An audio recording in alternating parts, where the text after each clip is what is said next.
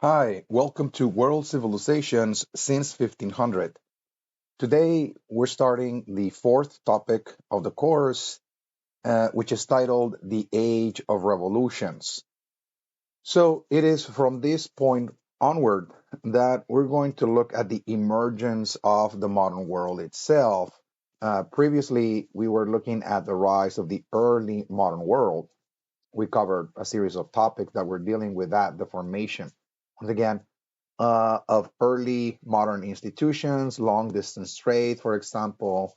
We're looking at the rise of trading empires, the extension of those political entities all over the world, and connecting different continents together in trading networks, commercial exchange, and global encounters. Really the populations of the world, the different cultures and civilizations are now encountering one another, and we assess that quite thoroughly in the past. Now we're moving forward and we're going to start looking now at the formation of the modern world itself. And this begins with a series of revolutions, so to speak, radical transformations that are taking place first in Europe itself. And as we'll see, the transformations that occurred in Europe are going to now spread all over the world in the course of centuries, let us just say from the 1500s all the way to the 1900s. Again, so we are in this second part of the course uh, going to be looking at modernity itself. And, and we start with, once again, understanding the revolutions that brought us the modern world itself. So we can turn to our outline here. Again, this is the fourth topic, the age of revolutions. And uh, those are going to be the critical transformations that occurred particularly in Western Europe, and we're going to get to assess why it started there, uh, were the um, historical factors that led Europe to undergo such change. And as we're going to proceed across the semester, moving into the fifth and sixth topics, particularly, we're going to look at how Europeans are going to start spreading those institutions, ideas that brought us the modern world into different parts of the globe, whether we're looking at, for example, the American continent, particularly Latin America, or we're looking at Africa or the Middle East and Asia. Again, this is something that we're going to be assessing uh, in the following round of topics, when we look at the fourth, fifth, and sixth topics particularly. But this is a very, very significant um, transition point in the course because this is when we see now the emergence of the modern world, okay? The revolutions, that is to say. So, as the table of contents show, the way we're going to proceed with this topic is that we're going to start first with an introduction. We really have to explain why assess the series of revolutions that we're going to be looking at in this topic and what is the significance of that. How can we understand it? How can we study it, in other words? And then each part of this topic is going to look at one of the major revolutions. There will be four major revolutions that will transpire starting around the 1500s onwards. Again, in Europe, this is something that will span from the 1500s to the end of the 1700s. Part one will look first and foremost at an intellectual revolution. Again, people are going to start changing their modes of thought, how people are going to be thinking about the world around them, how they're going to be thinking about the world of nature, how they're going to be thinking about themselves, and also human societies as well. Again, this is extremely important. This is really a radical change taking place in Europe um, that is going to have an impact uh, around the world, as we'll see. After we do that, we are going to look in part two at a scientific revolution. We're going to see the emergence of modern science, that is to say, okay, which is also labeled as empirical science. A science based on empirical evidence, that is to say, material facts. And this is also quite new in human history, how we're trying to understand the world of nature and the universe at large, how it works, how can we know the mysteries of the universe, in other words, how can we unlock them, how can we discover those mysteries again, how it functions. This is what we call science. It's really a revolution in the way we know the universe, in the way we gather knowledge as well. So this is, again, something that we're going to be looking in part two. Part three is going to look at another kind of revolution, and that is an economic revolution.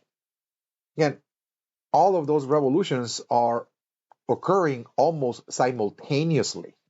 That is really, the phenomenon that we're looking at here in Europe is that this is not to say that those revolutions occurred in different time periods, but this is all unfolding simultaneously.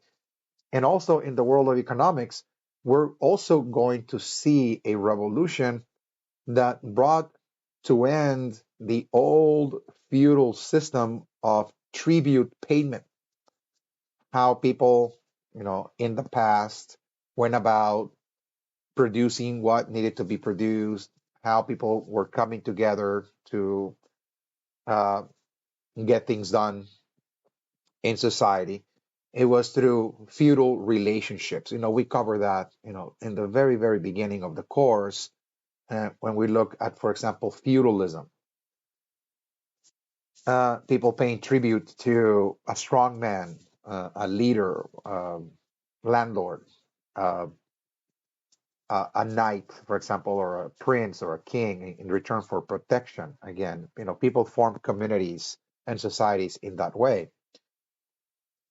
That format, that mode of economic production in which people were simply subsisting from their work and paying tribute to a strongman for protection, that system is radically going to come to an end, and it will give rise to a new system, a new economic system that is today called capitalism, for example. This is what we're going to be looking at in part three. The rise of capitalism is a system that introduced the idea of private property, the rights of individuals to own land, not just a handful of nobles will be entitled to own the land as it was back in the age of feudalism.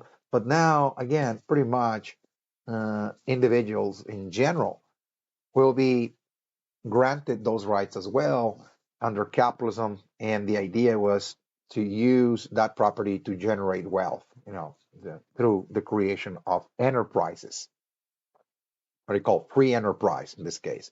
People are now trying to make money, in other words, owning land, owning property, using that property to make money.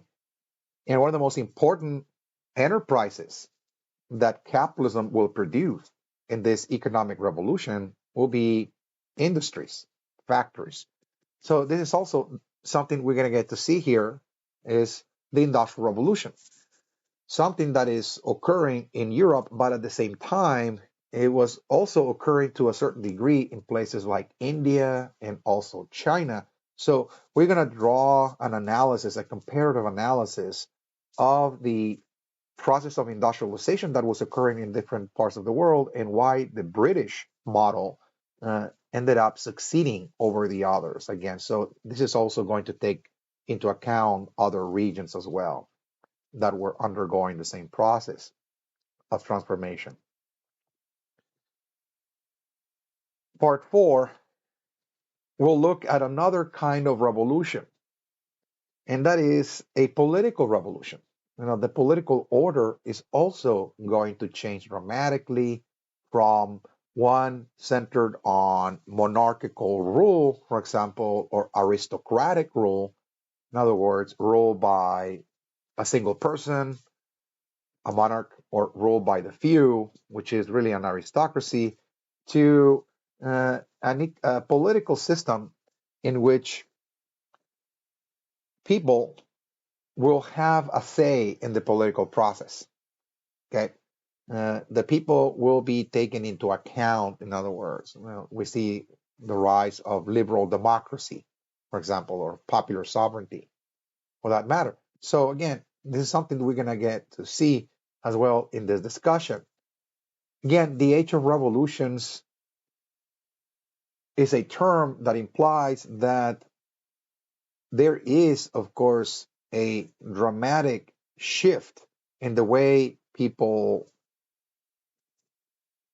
thought about the world, in the way that people studied the universe, in the way that people organized themselves in order to produce what needed to be produced, that's the economy, and also a change in how people govern their societies as well. Okay, there is, of course, a radical transformation. Now, having said that, in this general introduction, I would like to introduce this topic by saying, first and foremost, that all of the revolutions that I just explained from the table of contents were revolutions that are initiating really a new type of culture, a new type of civilization. In general terms, this new culture or civilization that we see on the rise as a result of those revolutionary transformations is what is called today modernity. Okay, modernity.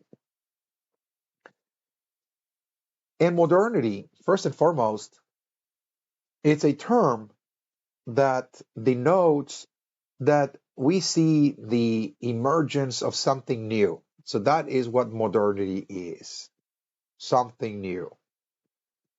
You want to call it innovation, you want to call it the a futuristic vision of something different from everything that we have ever experienced in the past, is new, in other words, is unprecedented.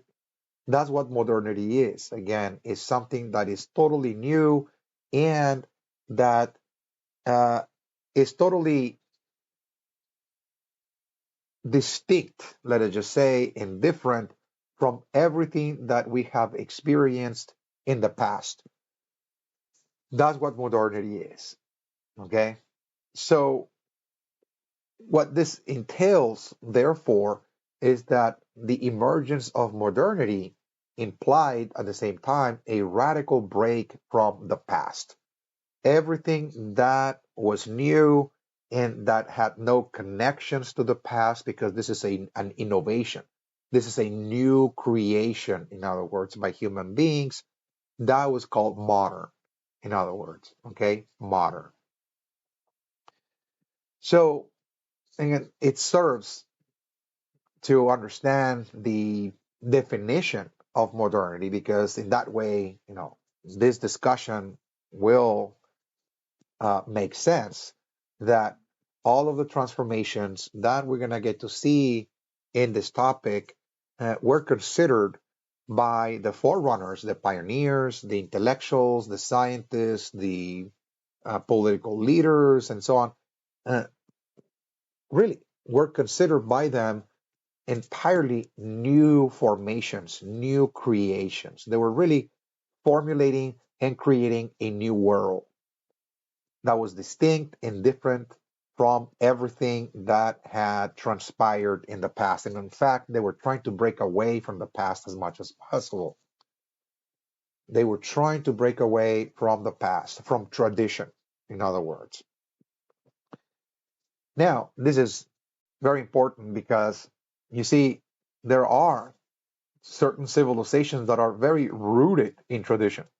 We looked at in the past, at the beginning of the semester.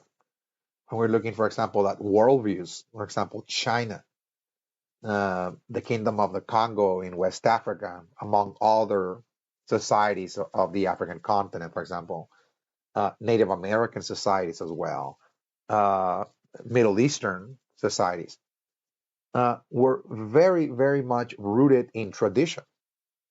The idea for them was to follow the thoughts, the behavioral patterns, the norms, and the rules that were left to them by their predecessors, that they found inspiration in their past, in their ancestors. And this is how they conceived uh, the formation and the continuity of the world. Their world was conceived as a world that was formed in the past, in a glorious mythical past, and that world needed to be preserved, in other words, to save society. But here, as we're going to see, particularly in Western Europe, people are discarding that idea altogether.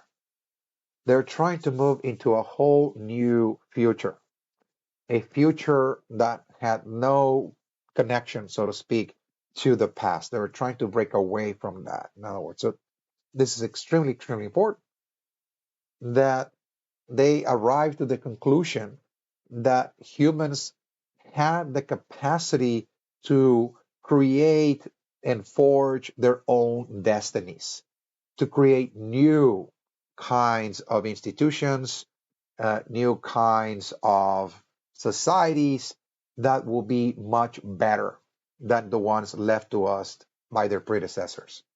Okay, this idea about improvement and progress, for example, was central to the thinking of the leaders of all the revolutions that we're going to get to see and explore in this topic.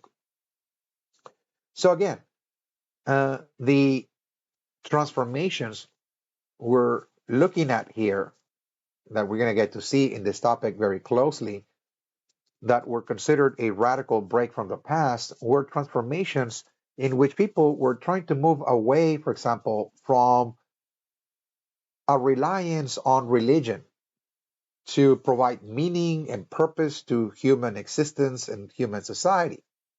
And instead, they were trying to rely more and more on science, for example. Okay, so there is going to be a radical shift from religion to science, or from faith to reason. Okay, so this is considered revolutionary. They were also breaking away from the old ways of social organization based on community.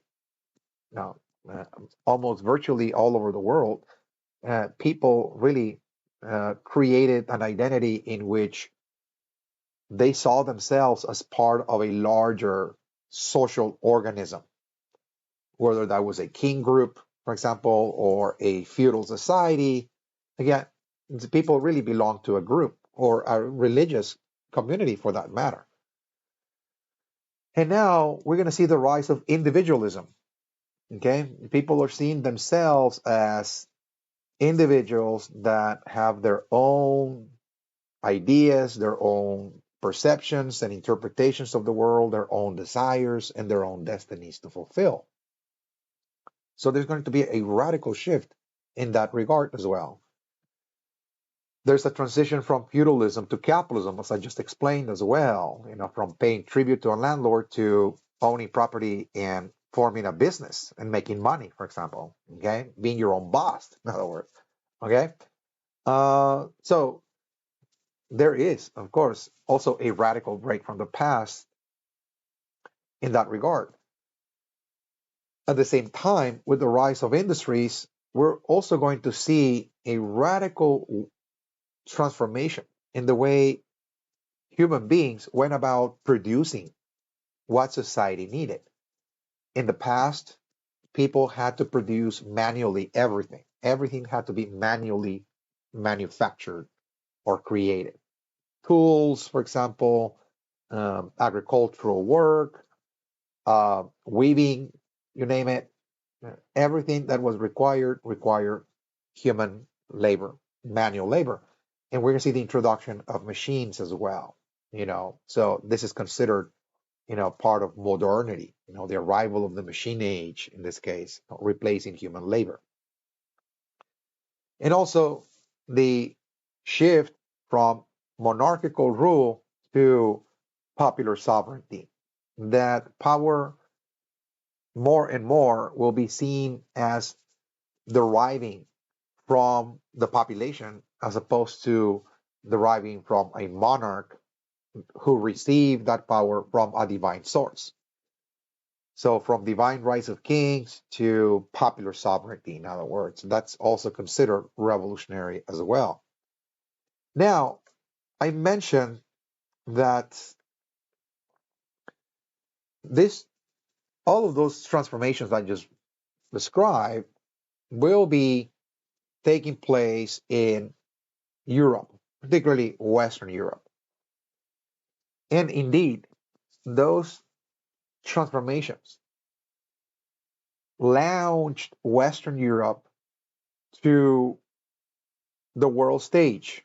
And we're going to see the rise of Europe as one of the most powerful centers of political, economic, military power in the world. There's no denying of that. In fact, again, we're going to get to see in the next topic, the rise of European colonialism, the rise of the European empires. And it begs the question why we're going to see the rise of the West as opposed to see, let's say, the rise of China during this time. Why is it that China is, to a certain degree, lagging behind in this race to the top in terms of world power, for example? Why Europe is doing that?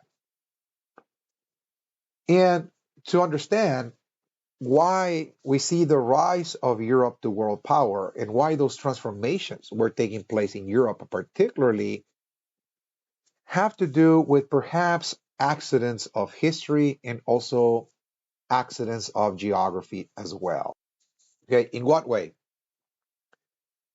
Well, first and foremost, there's something we already covered in the past, and that is that Europeans were the ones that took credit for the discovery of America, in this case, the Spanish Empire.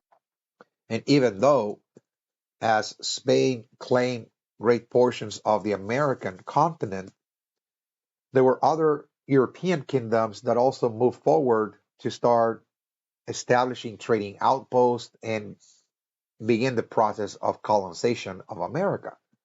And as we move into the 16th and 1700s, the American continent formed part of the European economy. It was an extension of Europe, that is to say. So, what that means is that the discovery of America provided Europe, particularly Western Europe, with new sources of wealth and fuel. Okay. Consider, for example, the massive amounts of gold and silver that were transferred from the Americas into Europe. So again, that really provided a lot of wealth, so to speak, for those kingdoms. Whether it's Spain and Portugal, France, Holland, Britain. And that wealth served to create an economic boom in Europe. the rise of urban centers, cities, international ports, the rise of a merchant class, which was really the forerunner of the middle class in Europe. We see investment and finance on the rise as a result of this new wealth that was coming from the Americas, not just in the form of silver and gold, but also the cash crops that were extracted, produced in America: sugar, cotton, rice, for example, tobacco, coffee, and the like. So again, this really capitalized, so to speak, Europe, and it allowed for merchants to create the kind of changes that we just described, whether those were intellectual, philosophical, scientific, economic, political changes, in other words. The merchants were really behind all of those revolutions. The merchant class, really. So America was really, you know, uh, the main source of this new wealth that launched Europeans to world stage and create the kind of changes that, again, will uh, characterize Europe all the way to the present day. Again, really a kind of modern civilization, breaking away from the past and so on. Now, we also talk about fuel as well, and that is that America provided fuel. Again, lumber, again, was considered fuel. Again, that's also important for the formation of industries, but most importantly, it was really coal found in the British Isles. Again, there's a massive amounts of coal that were discovered that launched Great Britain to the world stage as one of the dominant industrial forces, again, in the world. The forerunners of the Industrial Revolution, coal was instrumental in the foundation of industries, which the British, of course, were innovating. Again, so those are accidents of history and geography that combined together, again, produced a new civilization, in this case, the rise of the West, the Western Europe. Okay? Imagine China having colonized America. They were too far away. They're 5,000 miles, away from America. I mean, history would have been written very differently if China would have, instead of Europe, colonized America. So again, those are actually accidents of history. It was Europe that colonized America. Okay, so let's move to part one. And part one is going to look at an intellectual revolution, as I mentioned.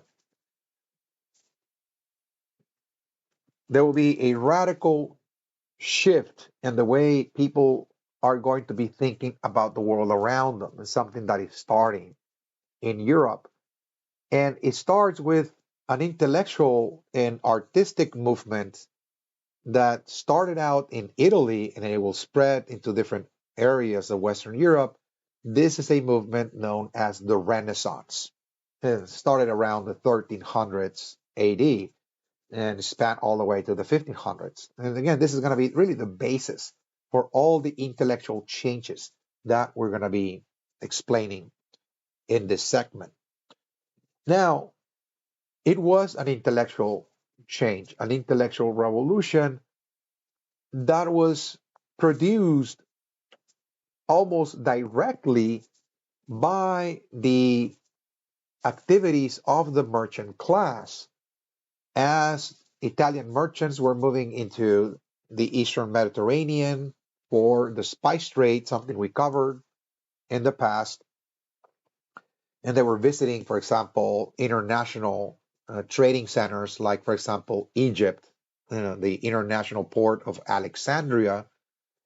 While they were there to pick up some spices, again, to be taken back to Europe, uh, in their stay in that city, they also came across certain writings that they had either forgotten or were totally unaware of. Writings about the ancient Greeks and the ancient Romans. So, international trade, as I mentioned in the past, was not just about commercial exchange, it was also an exchange of ideas. And so the Italian merchants, when they visited Alexandria, they discovered that once upon a time, Alexandria had a magnificent, large library. It was called the Alexandria Library. It was the largest repository of ancient knowledge. It contained writings from many civilizations, not just the Greeks and the Romans, and the ancient Egyptians as well. Uh, contained writings about the Persians as well, Persian philosophers and mathematicians and scientists, astronomers, uh, writings about, from China and India. Again, it was really a world library. This library got burned around the 7th century AD, and apparently all the books were burned down. But in reality, those were just copies that were burned. The original manuscripts were contained in a basement. It was an underground basement beneath the library. And centuries later, those books were released once again to the public. And people made numerous copies of them.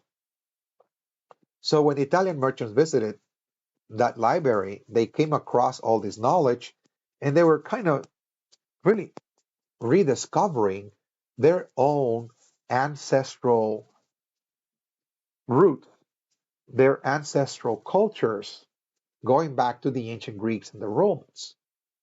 Okay, the works, for example, of Plato and Aristotle, for example, the ideas of Socrates and Pythagoras, for example, and other Greek scientists as well. Studied geometry and astronomy and so on, mathematics.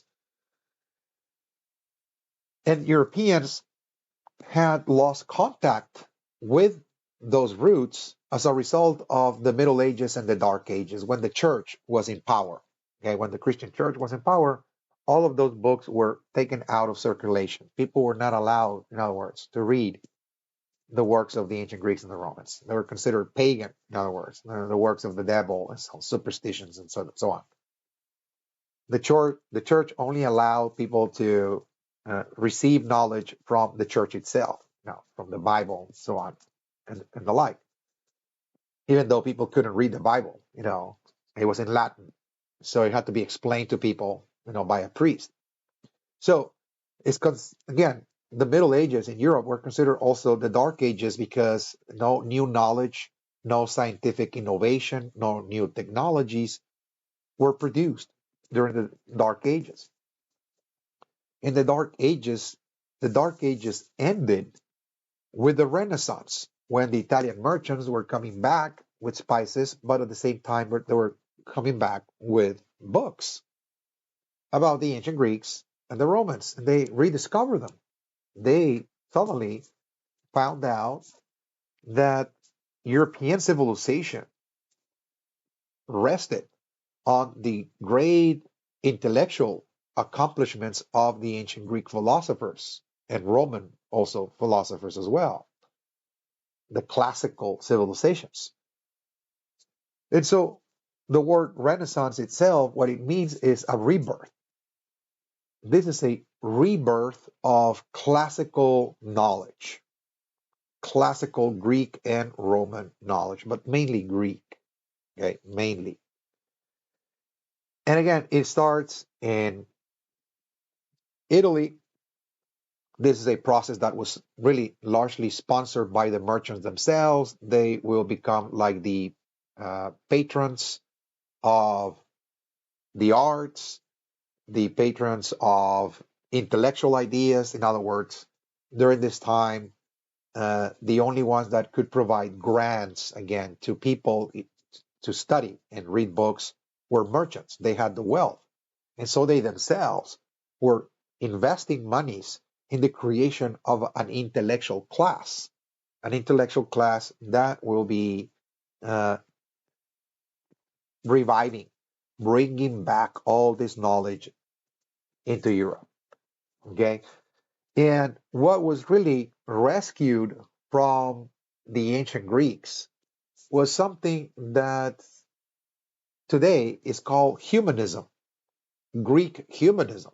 The ancient Greeks around the year 800 BC, were really creating a revolution, a kind of a scientific revolution, but also a philosophical revolution, an enlightenment, in other words. The idea that human beings were endowed by nature with the intellectual prowess, the intellectual capacity to understand the world of nature and understand how it works.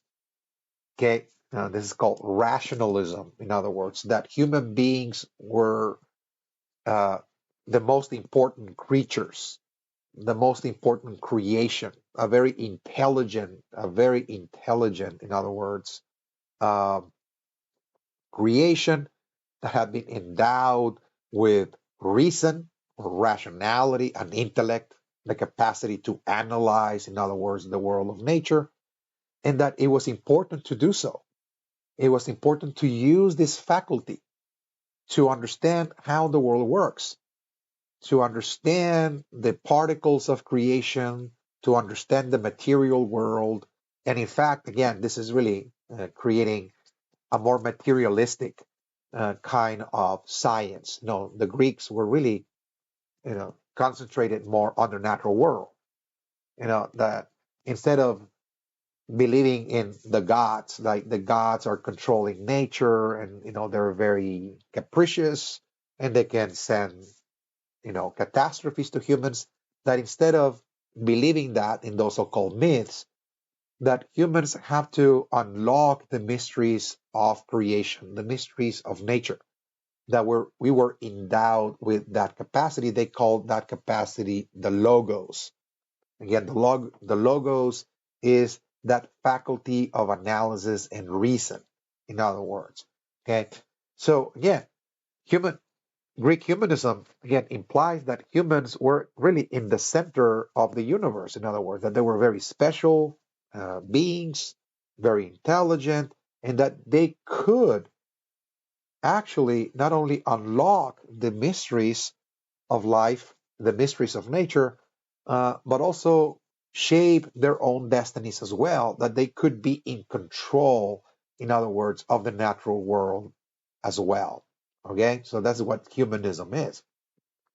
Moving away from mythic stories, moving away from the religious ideas of the past and the gods, to now humans are in charge, in other words, again, in simple terms. And this is a revival of that. This is a revival in Europe of that idea. This old Greek idea is coming back again in the Renaissance. Again, so this is a time when in Europe people are going Greek. Really, there's going to be a revival of Greek identity, not only in terms of reading the classical works of the ancient Greeks, but also in architecture as well, trying to rebuild the temples, rebuild the governmental buildings, palaces, just like the ancient Greeks as well. Those Greek columns, for example, Greek art, humanism as well is on the rise as well. So there is a certain fad, so to speak, that is permeating the European mind. And one way we see that is how Europeans are going to start perceiving themselves. They perceive themselves to be the heirs of the ancient Greeks.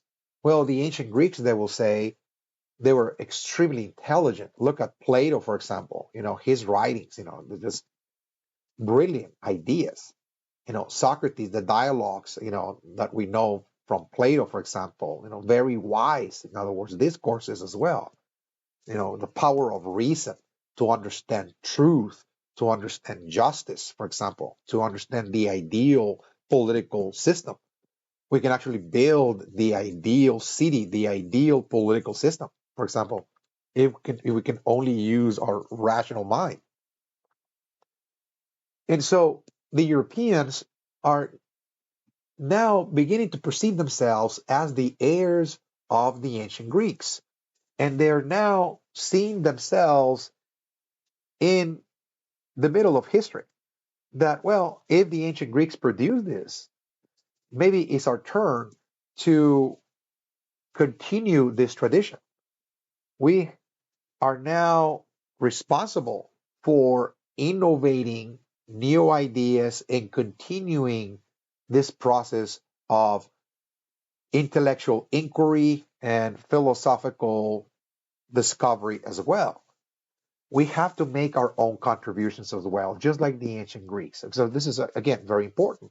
How Europeans perceive themselves in relationship to other peoples of the world. Again, that we are enlightened, that we possess the same, capacities as the ancient Greeks, and it's our turn, again, to continue this process forward, again, of the Greek Enlightenment, so to speak. It all begins there. And this leads to scholasticism, this idea that, look, the rise of the scholar class, scholars, the beginning of universities. Universities, again, are popping up in places like Italy, then in France, for example, Spain, and the like. Again, to train people to think in new ways, to read the classics of ancient Greece and Rome and so on, and to make new contributions, to knowledge. So this is, the beginning stages of book publishing, for example. To publish a book, you need to do research, publish that research. It's called scholasticism, scholarship, in other words. One of the new branches of scholasticism came in the form of philology, the study of language, for example. Okay, this is something arising during the Renaissance, philology. People are beginning to study text and understand the historical context when the text was written. So people are beginning to gain what is called historical consciousness. That when people write a document, for example, in any century, you have to analyze, who wrote it, for example, what language they use, if that document is legit as well.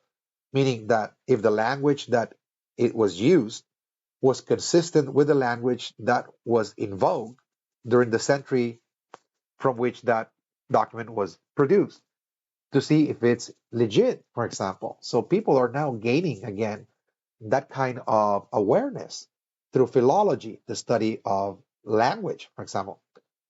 And this became, again, critical when one of the first philologists, Lorenzo Valle, for example, analyzed a document that the Catholic Church have been using for many centuries to legitimize the power of the Pope, for example. This is a document that allegedly was given to the Pope by the founder of the Christian Church, Constantine the Great, in the 4th century AD.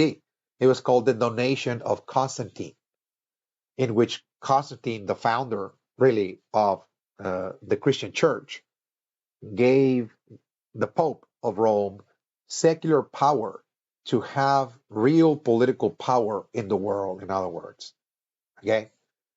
Constantine the Great was a Roman emperor, by the way. So the church always claimed that the Pope had the authority, the legal right to rule the church and to have earthly authority, because this is something that Constantine had actually gave the Pope that power through this donation of Constantine.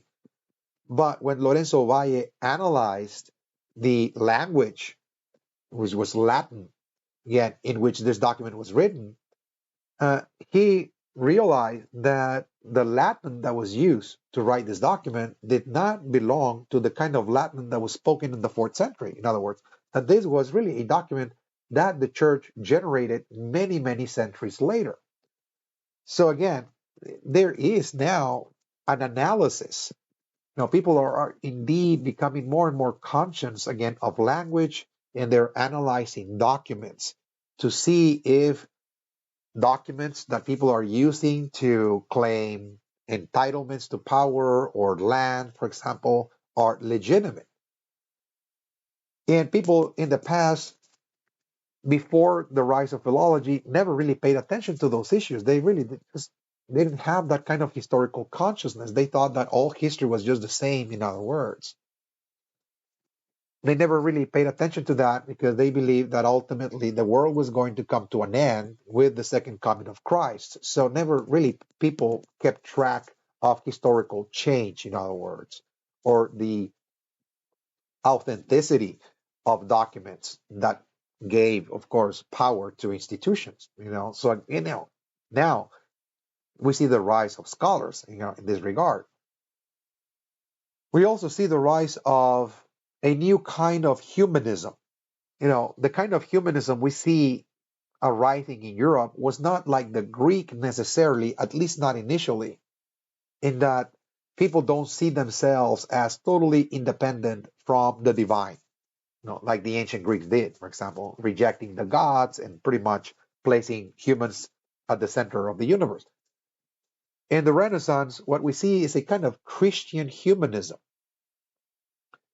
This is a new reformulation of the old Greek humanism. One of the forerunners of Greek humanism was Erasmus, for example, in which under Christian humanism, the idea is that humans were endowed with the power of the logos or reason to use that power to understand the scriptures better. In other words, that we had the capacity to analyze the Bible, to understand the messages of the Bible, to purge superstitious, for example, passages that were added later on, and to scrutinize the Bible in that regard to arrive to a more pure interpretation of Scripture, in other words, to get closer to the divine, in other words, to use the power of reason to get closer, in other words, to God.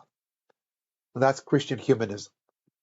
This is not the kind of humanism, again, of the old ancient Greeks.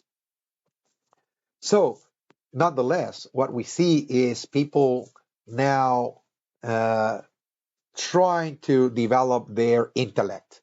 In other words, intellectual development is important, although at this time still at the service of religion, at the service of God. Okay, that is really what Christian humanism is. The Renaissance also stresses the idea of realism as well. This comes from the ancient Greeks as well, of Greek humanism, in that the idea is to have an accurate perception, an accurate depiction of the world. Okay, very real, in other words. And so you can see that expressed in the arts, for example. The Renaissance artists, for example, the painters, for example, sculptures as well of the Renaissance. What we see here is a kind of realism in which the human form is represented in a very real way. As you can see here, for example, in the sculpture when the mother of Christ is holding Jesus, for example, after the crucifixion, there's a certain realism here in that what was important for those artists is to reveal the true image of nature as it appears to our senses. Okay? Remember that people are beginning to try to understand the world of nature as it is exposed to our senses, as it appears to us in the real world, in the here and the now, in other words. Okay, so not in the abstract. This is not a symbolic art, but rather a very here now materialistic, this worldly kind of art. Again, so there's a shift, from abstract, mythical type symbolic art to an art that is grounded in naturalistic form. Again, the world of nature. So again, the attention is now in nature, in other words. Okay. So again, you can see the expressions, the sadness, for example, the suffering, in other words, of Christ. You can see it expressed in the sculpture. The Mona Lisa as well is another aspect of this, another expression, and that this really captures the true realism of the lady, for example, that posed here for the painter, and that the painter wanted to create almost like, for example, what today we call a photograph, an actual depiction of how a person, a human being, actually looks, in other words. Not in the symbolic or abstract or mythical, but rather in a very naturalistic way, in other words. And that was the beauty of that. This is almost like a photograph, in other words. Okay? So once again, there is a shift in perception as people are becoming more and more grounded in the here and the here and the now, in this world, in other words, this world, the world of matter. The Renaissance also produced scholars that were more concerned about the world of politics, okay? What today we call political science, okay, or political scientists. People like Niccolo Machiavelli, for example, okay, who was far more concerned with how power actually works in the real world. What is the real nature of human beings? Are we supposed to be, creatures that have an angelic type of nature? And the idea is for us to rise to the level of a saint and give up all kinds of temptations of the world and, give up power and treasure, etc. Is that really the nature of human beings? Or are human beings like, for example, animals that are driven by power, the power to dominate, the power to exercise control over the environment, for example, and other creatures? What we call today the will to power.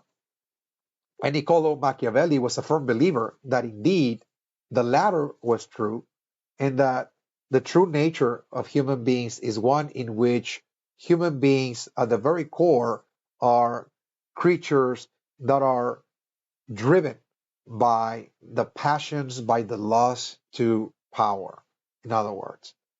And that was just nature, in other words, that this is our natural state. Once again, there is now a shift in the way people are thinking in terms of, well, are we supposed to be, a Christian society in which we're all aspiring to emulate Christ and abandon all kinds of, you know, um, temptations, of power and riches and glory and fame?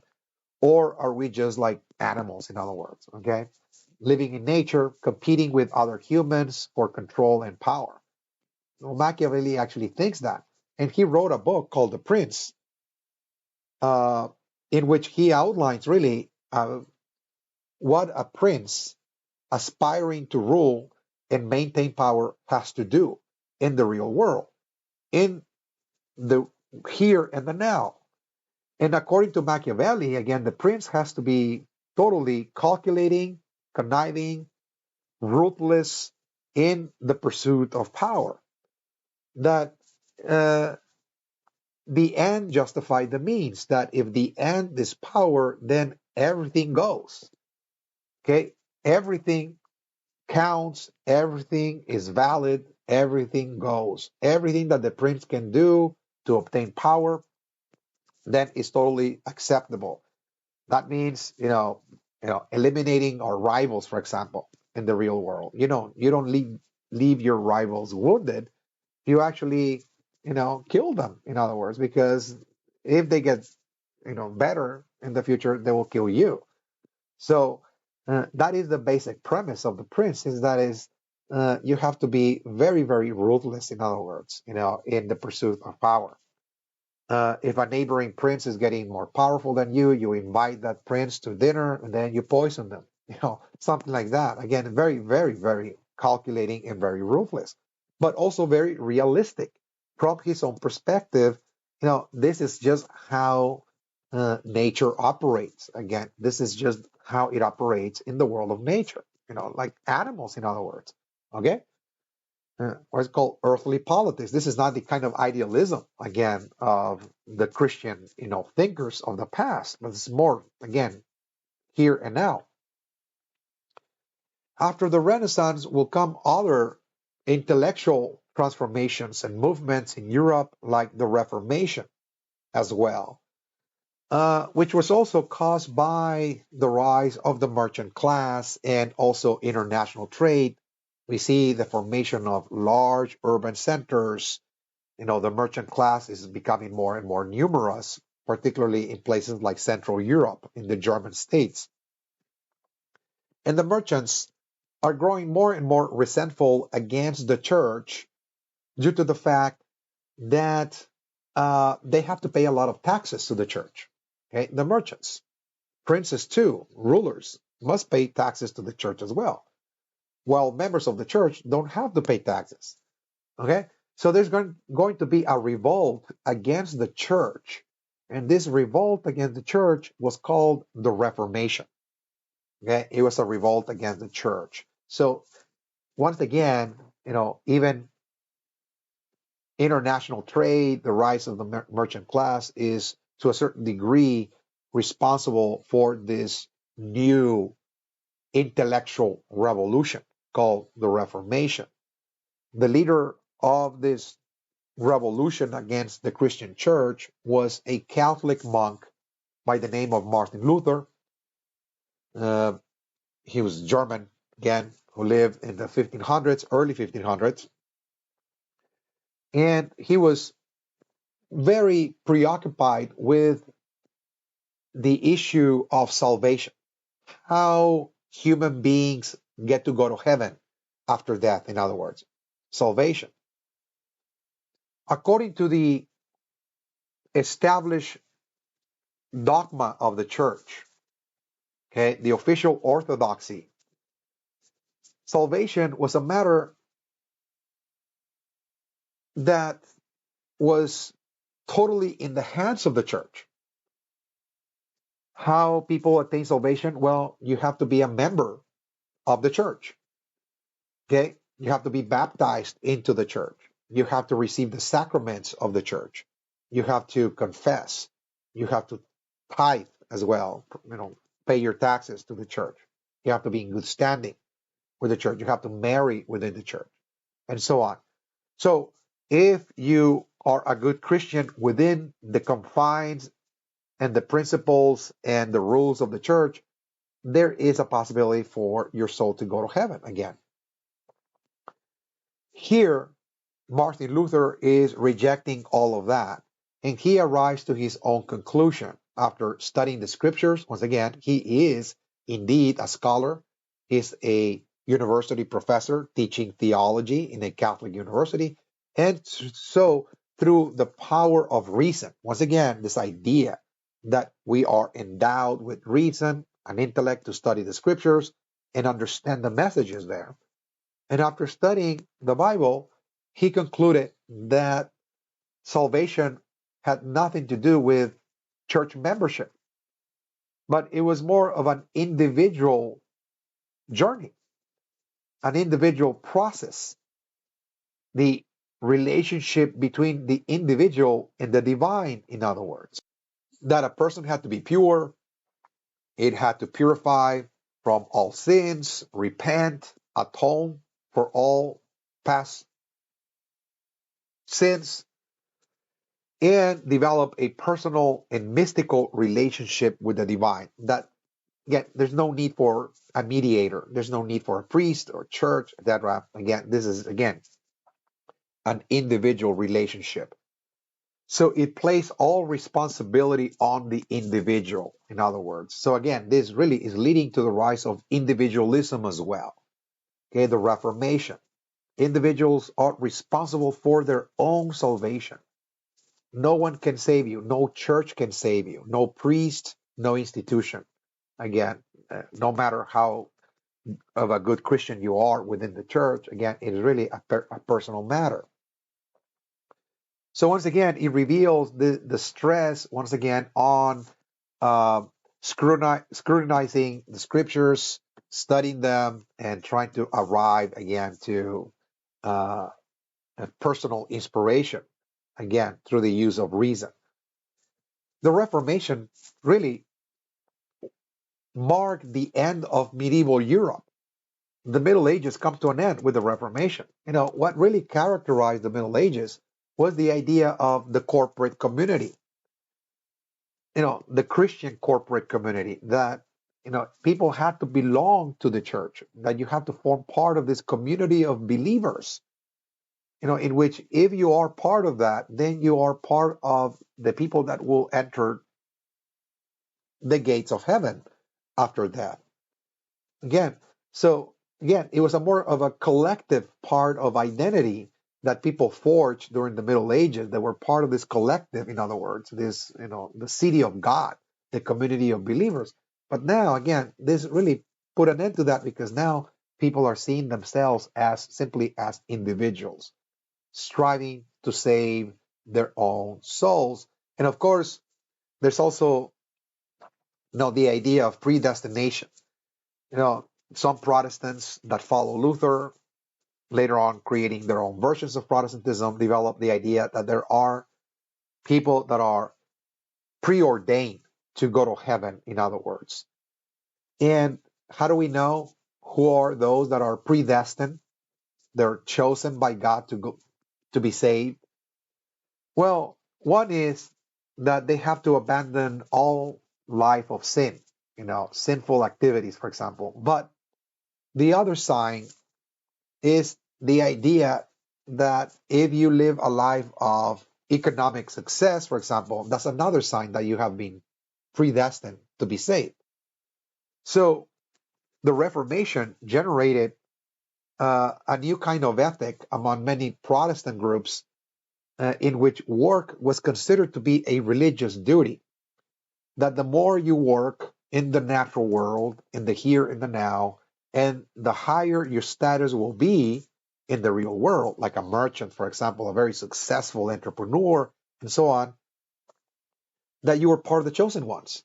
That God is sending you a message that if you're experiencing economic success in this world through your hard work, you have a work ethic, you're very devoted to work, then that is a sign that you will enter heaven in the afterlife. So again, this is really going to create other changes that we're going to get to see in this uh, topic. For example, the changes with the rise of capitalism. The religion of success will eventually become an economic system, okay, over time. So this is part of this intellectual revolution. People are thinking in those terms. They're thinking themselves as individuals. They're studying the Bible, arriving to their own interpretations of the Bible, but also they're trying to improve their lives as well, because they see that this is a message of the divine, in other words, as well. Another intellectual revolution was the Enlightenment. Okay, the Enlightenment uh, occurred, roughly speaking, from 1680 all the way to 1780, a 100-year period. And the Enlightenment was a more dramatic form of intellectual revolution, in which what we see here is the idea of humanism carried forward in a more radical way. That still, the idea that human beings are endowed with the logos, the power of reason, in order to understand the world around them and understand the world of nature, is carried forward to a new level. In that here, uh, the idea is that this power to reason and understand the world around us doesn't have to be to understand scriptures better, to study the Bible, and to reveal the messages of God, but instead that this is for the purpose, as the ancient Greeks had proposed it, this is for the purpose for human beings to take charge and control of their own lives and to dominate nature as well. Okay, so this is very important. This is a kind of humanism that is moving away from the Christian humanism to a more secular humanism, a humanism that is totally separate and independent from the divine. In other words, where humans are in the very center of history. Humans are now taking charge of history. They're taking charge of their own destinies, and they're going to be shaping the future as well. Again, that's what secular humanism is. That is, again, the Enlightenment. Again, in Western Europe, this is the age of philosophers.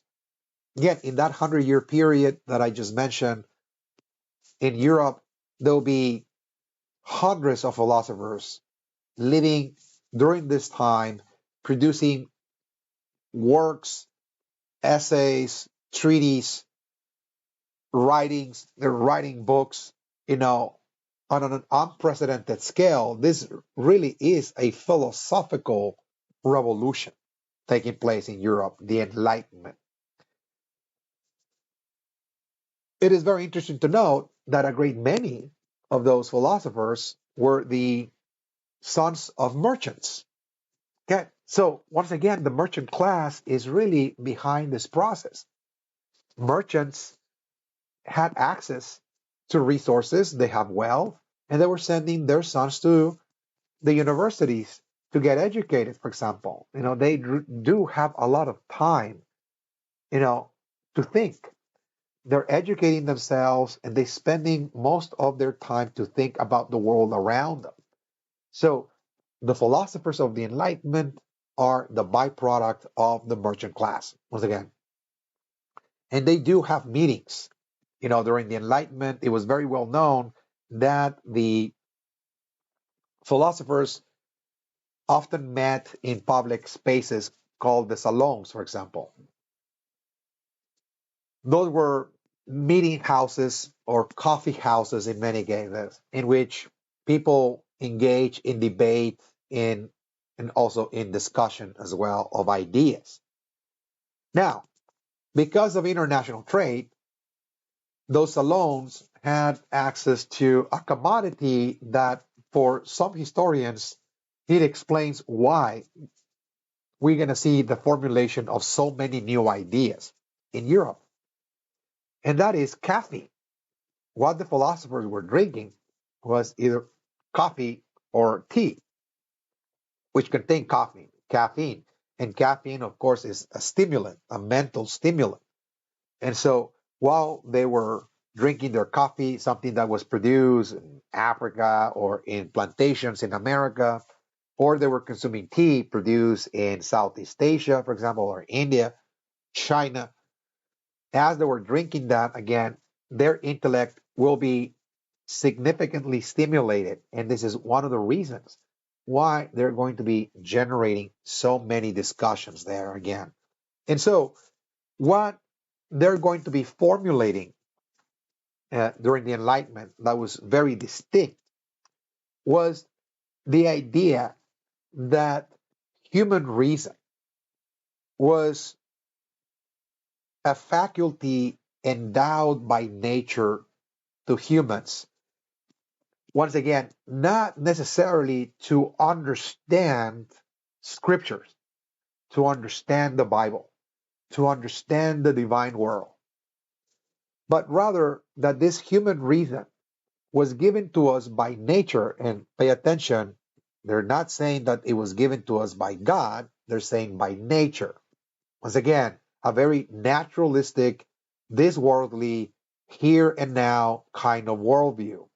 Materialism, in other words, that this faculty was given to humans in order to discover the laws of nature. It's called natural law. Okay? They are indeed breaking away from the past. In other words, they don't want to ground their new knowledge on the ideas of their predecessors. They believe that this human reason was given to humans in order to discover new knowledge that has not yet been discovered or revealed to us, knowledge about the universe and how it works, the mystery of the universe, that the universe has a lot of mysteries, where it originates, how it works, what are the forces of nature, for example, the forces of the universe, and so on. That all of that is hidden from us, but we were given that faculty, it's called human reason, to unlock all of that so it can become new knowledge. And by acquiring this new knowledge, we can create a different future. We can create different kinds of societies, different from the past. We can create new cultures. We can create new technologies. We can create new economic systems, for example, okay? A new science and the like. Again, they're moving to something new. This is very important. So the Enlightenment was really the breaking point between the old world and the new. In other words, the beginning of modernity. Really, the Enlightenment was really the dawn of modernity.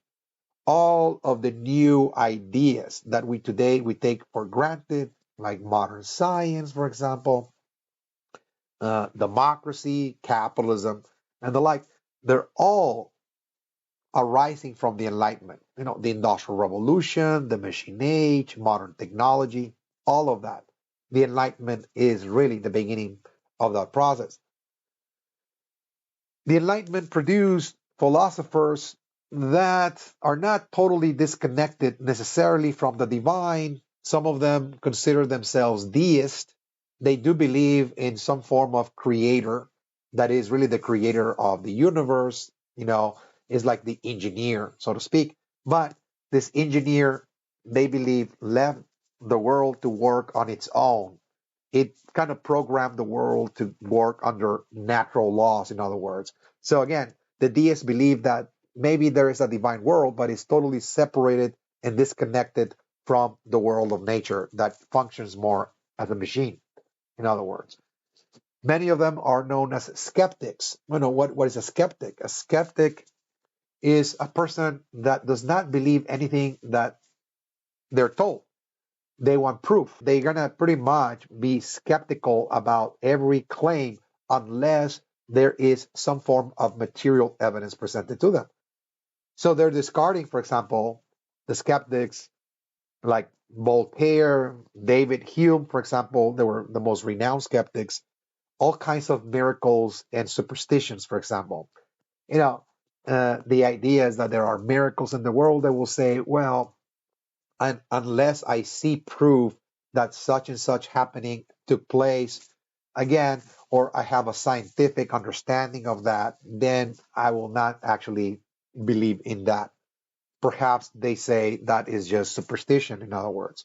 David Hume was very well known for saying the explanation of a miracle sounds more miraculous than the miracle itself. So every time anybody was trying to explain to him how a miracle took place, he will say, well, the explanation sounds even more miraculous than the miracle itself, in other words. Because, once again, they are indeed grounded in something called natural law, the laws of nature, mechanical laws, in other words, naturalistic forces, materialism, in other words. Okay? Now, there is a branch of philosophy within the Enlightenment that was not necessarily totally grounded in materialism. It was a philosophical school that today is called idealism.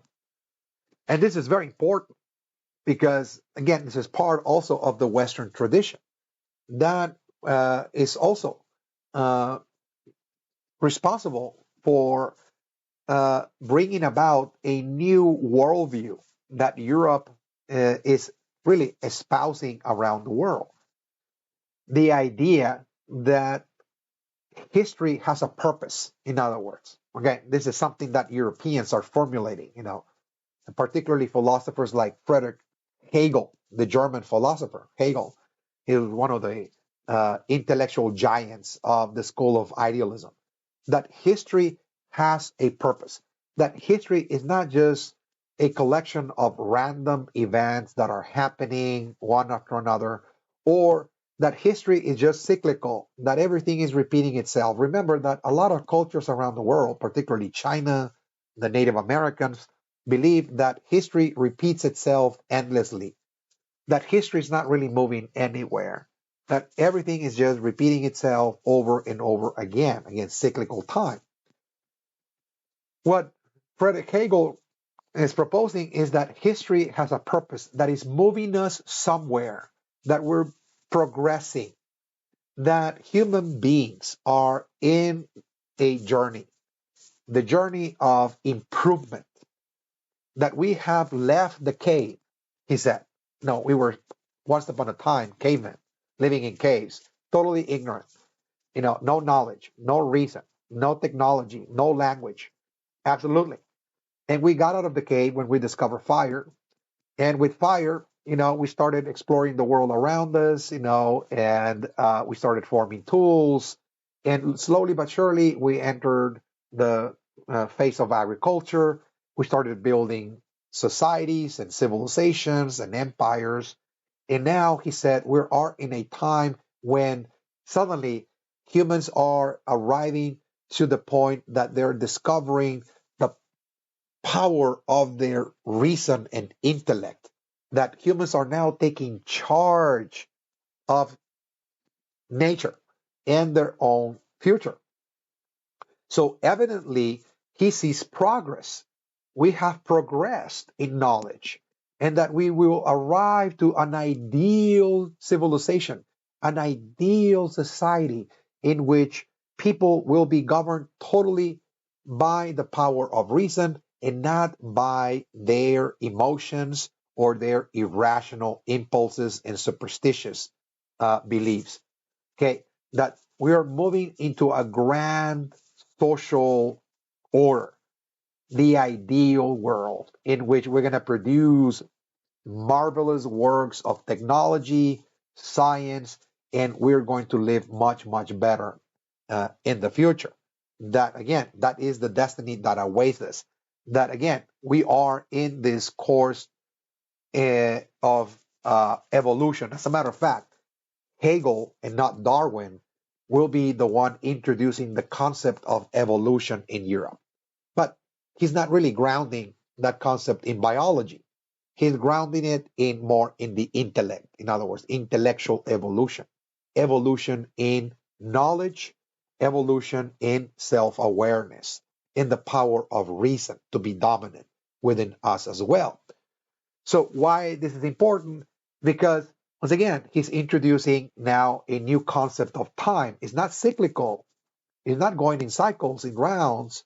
It's not repeating itself, but it's more linear.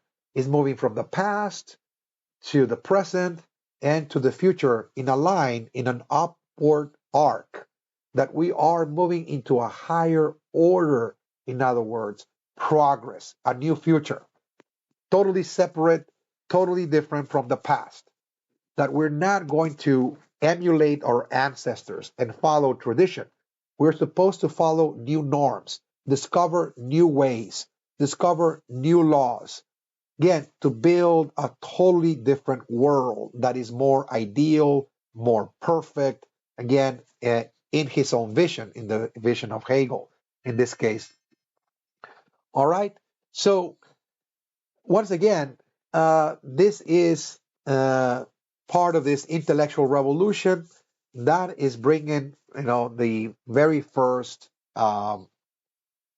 changes in European history, and those changes will be moving all over the world, as we'll see. We have ended our discussion here for this session. When we come back, we're going to be moving into the scientific revolution and also into the economic revolution that brought us capitalism and the industrial revolution. Okay, so this is all I have for you. I'll see you then in session 2 when we return. Thank you.